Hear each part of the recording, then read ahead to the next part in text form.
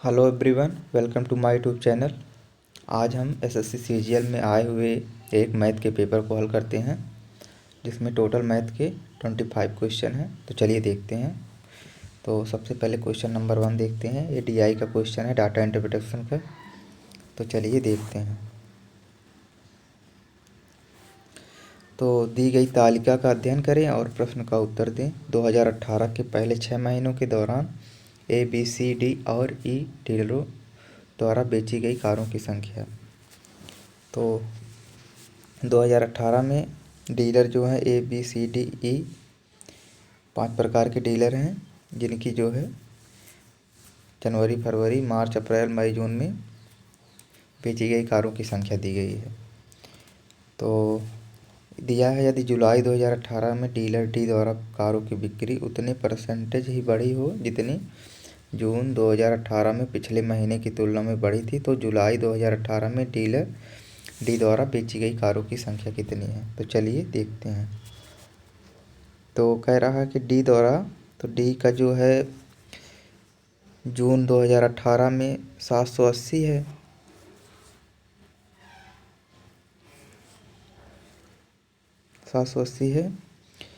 और पिछले महीने की तुलना में कितनी बढ़ी है। तो पिछले महीने में मतलब मई में 600,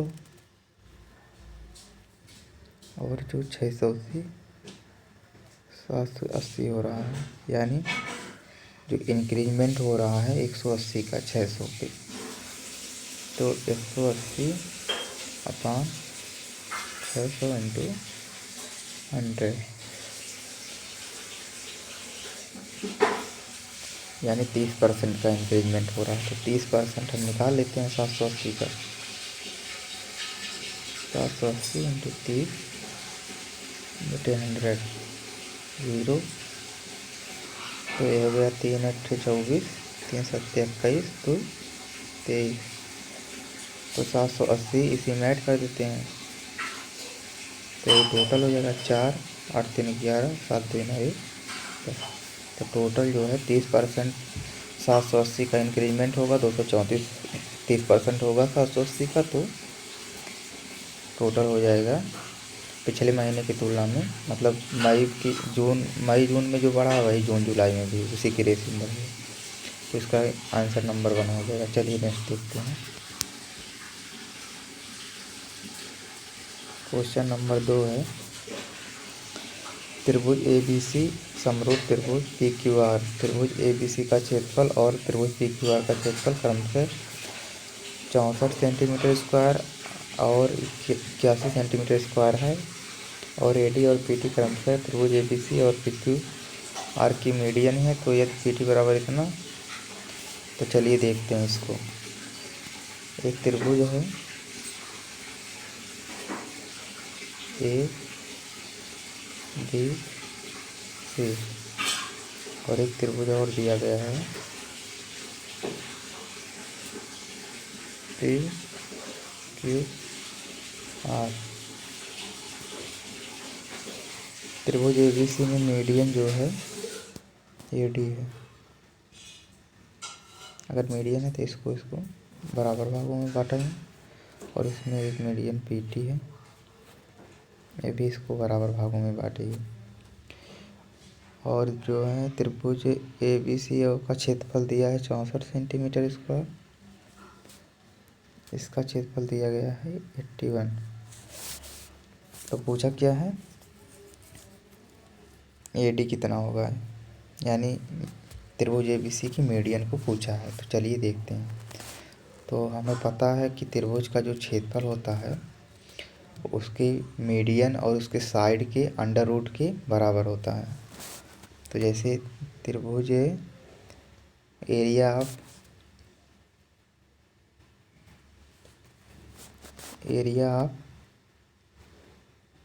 त्रिभुज A B C upon area of त्रिभुज P Q R equal to, उनकी साइड हो जाएंगी ए बी और एक साइड हो जाएगी P Q, equal to median था ए डी और उसकी एक मीडियन थी पी टी। इन सब के सिमिलरिटी में एक दूसरे के बराबर होता है, तो इसके अंडर रूट के बराबर होगा। तो ये इधर जब आएगा तो ये अंडर रूट इसका हो जाएगा, मतलब ये हो जाएगा 64। इसका एरिया दिया है, इसका एरिया 81 दिया है। इक्वल टू हमको पूछा है AD और PT, तो हमको AB PQ से कोई मतलब नहीं है, तो AD स्क्वायर हो जाएगा AD अपॉन PT। इधर स्क्वायर है तो इधर आएगा तो ये अंडर रूट हो जाएगा, तो ये हो जाएगा 8, ये हो जाएगा 9। अब PT इधर आ जाएगा तो PT का मान दिया है 10.8,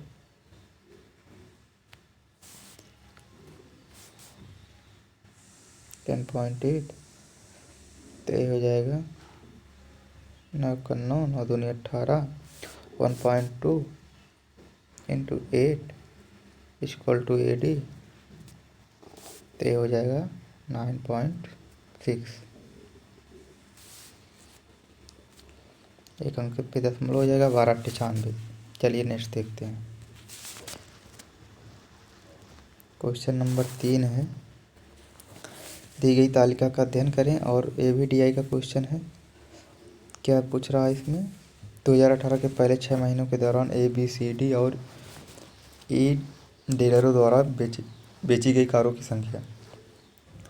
तो 5 प्रकार के डीलर हैं, उनके कार बेचने की जो संख्या है जनवरी, फरवरी, मार्च, अप्रैल, मई, जून में दिया गया है। तो जनवरी, अप्रैल और जून में डीलर B, तो डीलर B का जो पूछ रहा है, जनवरी में 600 कार बेचा है, अप्रैल में कितना बेचा है 580, और जून में 620। 0, 8, 2, 10, 6, 5, 11, 6, 17, 1, 18। और कारों की संख्या मार्च में डीलर A और D, तो मार्च में जो डीलर है A 628 बेचा है, यहाँ पे दिया गया है यहाँ पे, और A का दिया गया और D का दिया गया है 722। 8, 2, 10, 2, 2, 4, 1, 5, 7, 6, 13, 1350। इसी का रेशियो पूछा है, तो 1800 अपान 1350। 0 से 0 कैंसिल, 9 से जाएगा, 9 दूनी 18, 20, 9 का 9, 9 5 45, तो 20 रेशियो 15, यानी 4:3। ये सब बेहद ईजी क्वेश्चन होते हैं, बस कैलकुलेशन इसमें ज़्यादा होता है। चलिए नेक्स्ट देखते हैं। ये प्रॉफिट लॉस का है। तो मुद्रित मूल्य मतलब वही अंकित मूल्य जो होता है, जिसको सूची मूल्य कहते हैं। प्रिंटेड जो मूल्य होता है वही अंकित, वही MRP जिसको कहते हैं, वही मुद्रित मूल्य होता है। तो हमेशा डिस्काउंट जो होता है वो अंकित मूल्य पर ही दिया जाता है, MP पर। तो कह रहा है कि चलिए इसको देखते हैं। CP, ये हो गया MP, फिर A हो गया SP, ये हो गया CP। MP पे छोड़ दिया जाता हमेशा। तो 100 से 21% का छोड़ दिया गया, तो यानी 79 का बेचा गया। और पुस्तक बेचने के बाद किसी दुकानदार को 21% का लाभ हमेशा CP पे होता है। इसको थोड़ा नीचे लिख लेते हैं, यानी 100 से 121। अब इसको हम SP को बराबर कर लेते हैं, तो यहाँ पे 121 से इधर पूरा कर देते हैं, तो इधर भी हो जाएगा 121, क्योंकि विक्रय मूल्य बराबर होता है दोनों में। और इधर भी, इधर 79 से हो जाएगा, तो यहाँ पर भी 79 से हो जाएगा।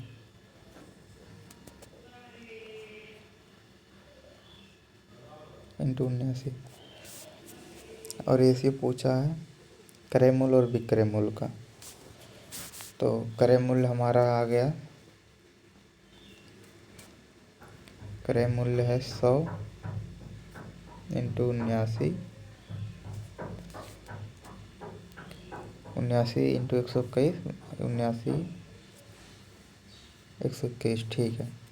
और विक्रय मूल्य हमारा है 79 इंटू 121, तो 79 से 79 कैंसिल, ये हमारा CP अपान SP का रेशियो है,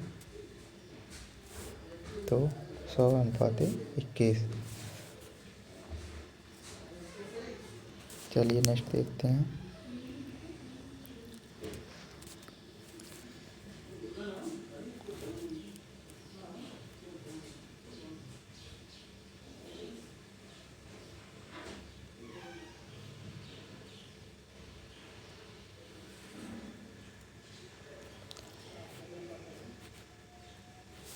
क्वेश्चन नंबर 5 में है निम्नांकित तालिका का अध्ययन। ये भी जो है TI का क्वेश्चन है, डाटा इंटरप्रिटेशन। इसमें क्या दिया गया है, दी गई तालिका में 5 वर्ष के दौरान किसी कंपनी के निश्चित उत्पाद का दिया गया है, तो किन वर्षों में बिक्री उत्पादन के 90% से अधिक है। तो सबसे पहले देखते हैं 2015 में 1250 का 90% अगर देखेंगे तो 12,908। यहाँ तो हो नहीं रहा है, क्योंकि जो है 12,9 मतलब 90% से कम है, 10,000 1,800 हुआ, 1,080 हुआ। और 2016 में 14,9 126, ये तो है 1260 से अधिक है, तो 90% से अधिक है। 17 में 14 145, तो 14,9 126, ये भी कम है, तो ये भी गलत। 2015 कैंसिल, 2017 कैंसिल, 2018 में 15,9 135, यानी 1350 से अधिक है, तो ये भी सही है। 16,9 144, ये भी गलत है। तो केवल 2016 और 18 में 90% से अधिक है। तो चलिए नेक्स्ट देखते हैं।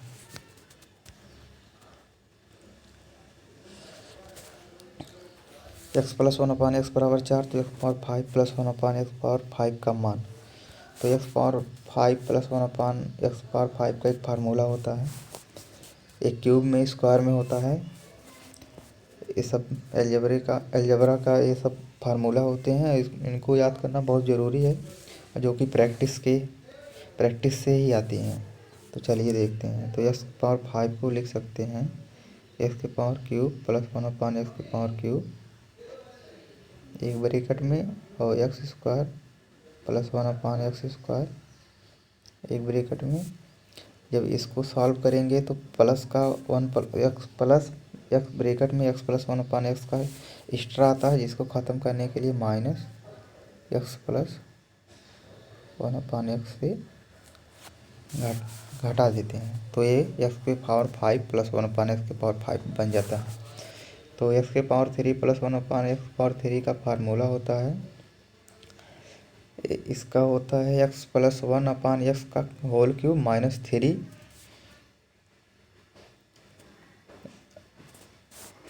तो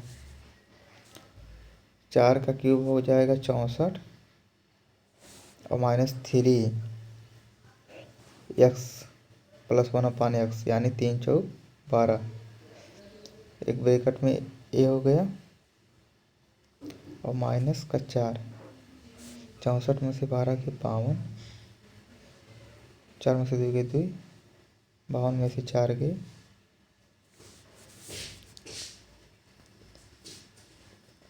कहाँ गड़बड़ हो रहा है, नहीं इंटू में है यहाँ ना, 64 × 12 - 4, तो हो गया 12 × 4 = 48, 12 × 6 = 72, 12 × 4 = 48, 12 × 6 = 72,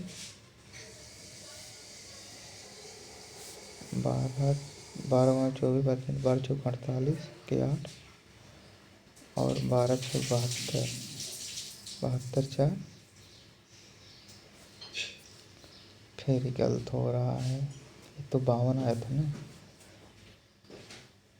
52 × 14 -4, तो 14 दूनी 28, 14 25 70, 2 72, तो इसको माइनस कर लेंगे तो 724 आ जाएगा। एक प्रॉफिट एंड लॉस का क्वेश्चन है। 140 रुपये में 15 की दर से, तो 15 की दर से 140 में कुछ सामान खरीदी गई, और 120 में 10 की दर से, यानी 10 की दर से 120 सामान।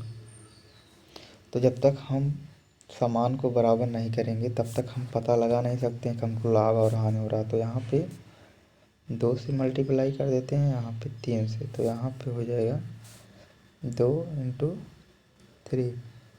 तो ये हमारा हो जाएगा 14 दूनी 28, 280, 12 3 36, 360, 0 8 6 14, 3 2 5 1 6। ये मेरा हो गया CP। और कह रहा है सभी फलों को 132 पर दर्जन की दर से बेचा जाए। तो एक दर्जन में 12 होता है, तो 12 के हिसाब से 132 × 5, तो हो गया 60, क्योंकि सेम क्वांटिटी होनी चाहिए। 5 दूनी 10, 5 3 15, 1 16, 5 1 5 1 6, तो 640 से 660 हो रहा है। ये मेरा आ गया SP।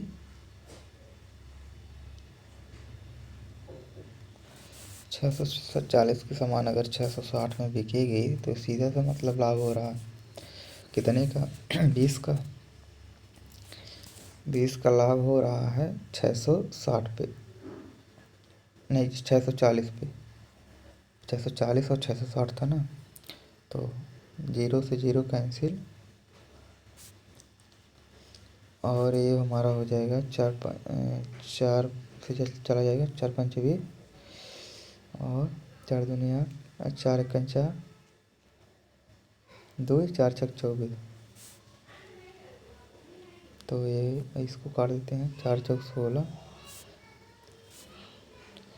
2 8 16, 2 5 10, तो हो गया 25/8, यानी 8 3 24, 3 सही 1/8% का प्रॉफिट हो रहा है।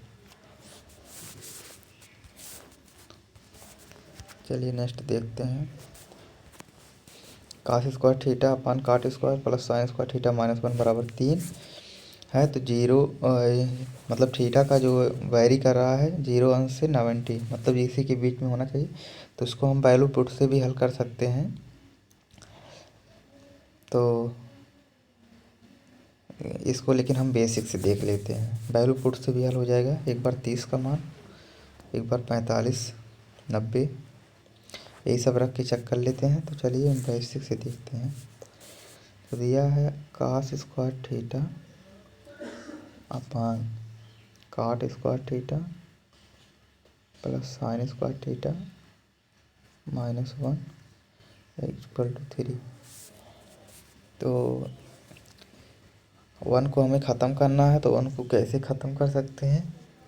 इस सब क्वेश्चन में देखना होता है कितने जल्दी हम उसको सॉल्व कर लें। तो 1 को अगर तभी ख़त्म कर सकते हैं अगर हम यहाँ माइनस कॉमन ले लें नीचे। तो आइए देखते हैं। तो ये हो जाएगा cos square theta upon cot square theta, minus का कॉमन लेते हैं तो ये हो जाएगा 1 - sin स्क्वायर थीटा।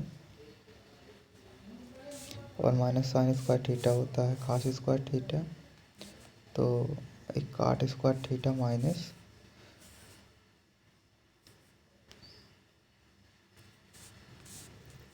ऊपर था cos स्क्वायर थीटा, नीचे था cot स्क्वायर थीटा, और ये हो जाएगा माइनस का 1 - sin स्क्वायर थीटा था तो cos स्क्वायर थीटा हो जाएगा बराबर 3 दिया था। अब फिर एक cot स्क्वायर थीटा को हम लिख सकते हैं cos स्क्वायर अपान साइन। तो अगर इसको cos अपान साइन लिख देंगे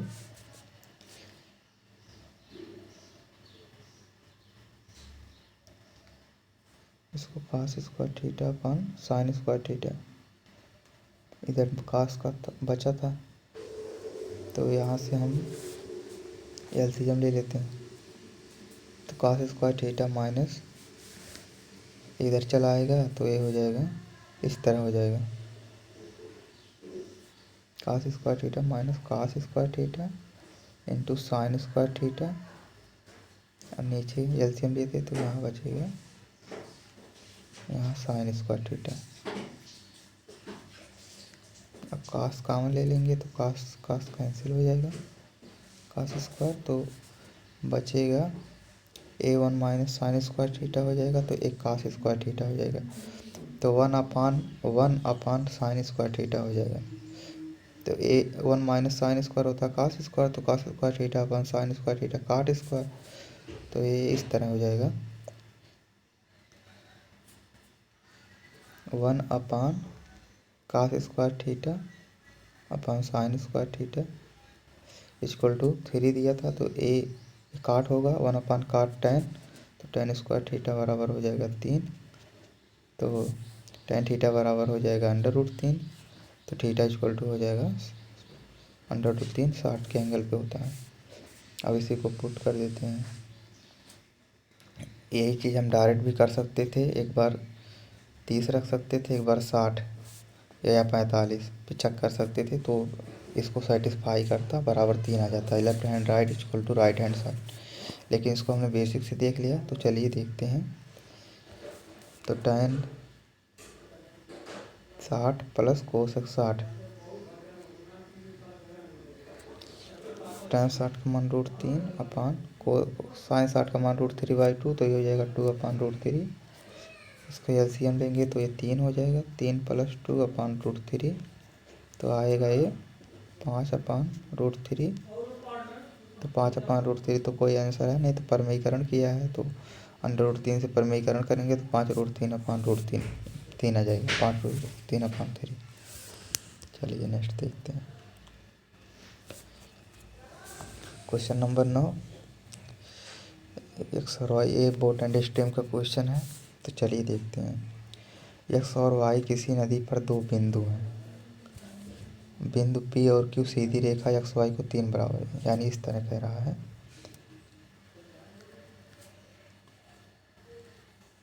एक्स और वाई दो पॉइंट हैं, किसी नदी पर दो बिंदु हैं, पी और क्यू सीधी रेखा में एक्स वाई को 3 बराबर भागों में भाग। अच्छा, इसका मतलब ये है पी और क्यू इनको बराबर बराबर 3 भागों में डिवाइड कर रहा है, यानी इसको अगर ए डी होगा तो ए भी डी होगा, ए भी डिस्टेंस इक्वल होगा। एक्स वाई के समांतर बहती है नदी, इस तरह बहती है एक्स वाई के समांतर। किसी नाव द्वारा एक्स से क्यू तक यात्रा में, किसी नाव द्वारा एक्स से क्यू तक और वाई से क्यू तक यात्रा में लगने का समय, यानी इसका टाइम दिया है, ये 4 रेशियो, और इसका भी दिया है 4:5। तो धारा की दिशा में नाव की चाल और नदी की धारा की चाल का अनुपात। तो हम जानते हैं कि जो है चाल बराबर होता है दूरी बटे समय। तो एक्स से और नदी अगर इस तरह बह रही है, तो जो नाव की चाल मान लेते हैं एक्स है, स्मॉल एक्स, ये हमारी नाव की चाल हो गई, और धारा की चाल को मान लेते हैं वाई। तो धारा की चाल में अगर नाव बह रही है तो ये ऐड हो जाते हैं सेम, लेकिन इसके अपोजिट उसमें ट्रेन और बोट में माइनस हो जाता है, लेकिन यहाँ पे अगर सेम डायरेक्शन में है तो ऐड होता है, और अपोजिट डायरेक्शन में है तो माइनस हो जाता है। तो चाल बराबर होता है दूरी बटे समय, तो समय बराबर क्या हो जाएगा, दूरी बटे चाल। दूरी है यहाँ से यहाँ तक जाने में एक्स से क्यू तक 2d का समय लग रहा है, और धारा की दिशा में, यदि नाव से एक्स के क्यू तक धारा की दिशा में, अगर धारा की दिशा में चलेगी तो नाव की चाल प्लस धारा की चाल, यही हमारी जो है चाल हो जाएगी दोनों की। और क्या पूछा है, और जो है वाई से क्यू तक आने में टी समय लग रहा है, और इस अपोजिट डायरेक्शन में माइनस हो जाते हैं एक्स माइनस वाई। इसका रेशियो दिया है 4:5। तो ए डी से डी कैंसिल हो जाएगा और यदि ऊपर चला जाएगा तो हो जाएगा, आइए देखते हैं, ऊपर चला जाएगा तो हो जाएगा 2x माइनस वाई, यहाँ बचेगा x प्लस वाई जो कि है 4:5, 2 से 2 बार, ये हो गया 5x माइनस 5y बराबर x प्लस वाई। 5 में से x गए, यहाँ 2 बचा था ना, तो 2x 2y, तो ये 5 में से 3x हो गया और इधर जाएगा तो प्लस हो जाएगा तो 7y हो जाएगा। तो जो x y का रेशियो आ जाएगा वो 7:3।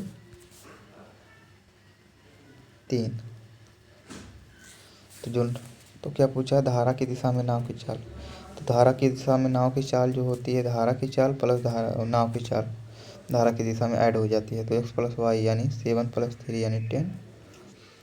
और नदी की धारा की चाल, तो धारा की चाल 3 है, धारा की चाल y है, केवल धारा की चाल पूछा है। अगर धारा की विपरीत में नाव की चाल पूछा होता तो 4 हो जाता, लेकिन यहाँ केवल धारा की चाल तो 10/3, यही आंसर होगा। चलिए नेक्स्ट देखते हैं। Question number 10A time and work का क्वेश्चन है। एक निश्चित कार्य करने के लिए ए और बी वैकल्पिक दिन पे कार्य करते हैं, शुरू करते हैं। अकेले ए उस कार्य को 24 दिन में कर सकता है। यदि 11 से 1/3 दिन में काम पूरा होता है तो अकेले बी। तो अल्टरनेट डेज का क्वेश्चन है ये। तो चलिए देखते हैं। एक निश्चित कार्य करने के लिए ए और बी, तो पहले दिन बी काम शुरू करता है, तो पहले दिन बी करेगा, तो फिर ए करेगा, फिर बी, फिर ए, फिर बी,